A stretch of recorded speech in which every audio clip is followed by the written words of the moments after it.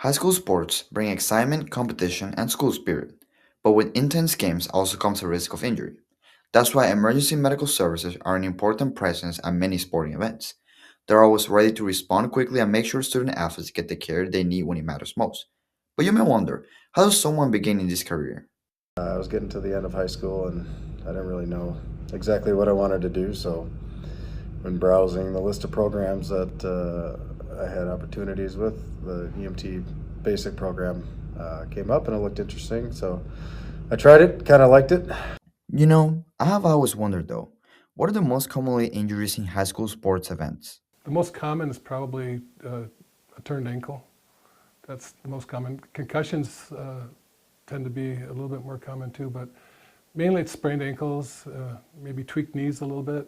I would say a lot of it is orthopedic. You know, you're getting having fractures or dislocations, muscular injuries.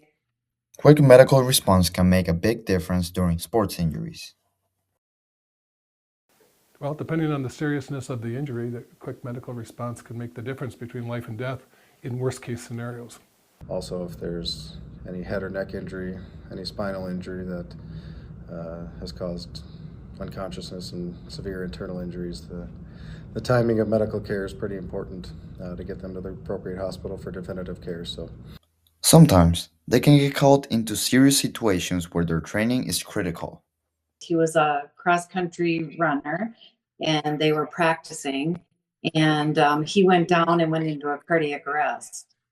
The trainer with him was a old medic for us, so he started CPR, and we arrived, and we started doing our stuff. And it took quite a bit, but we did get him back, and he was transported. 17-year-old boy went up for a layup, and or maybe it was a rebound, I didn't actually see it happen. But he landed and his body twisted and his ankle turned about 270 degrees.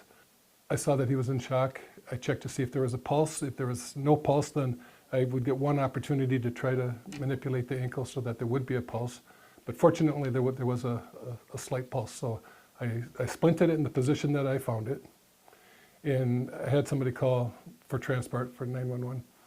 And yeah, they were there. They were on scene for maybe about 45 seconds because I was able to do everything.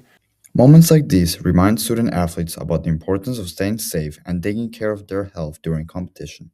A lot of things that students can do, wearing proper equipment, just being a healthy person all the way around, getting your rest, getting your fluids, eating. Accidents can happen to anybody.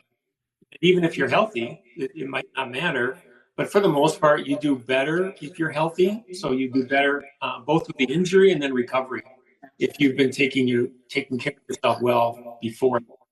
While athletes focus on competing, EMS focus on safety. Their presence before or during an emergency ensures that when something goes wrong, trained professionals are there to respond, making them an essential part of high school sports. This has been Matthias, Noise News.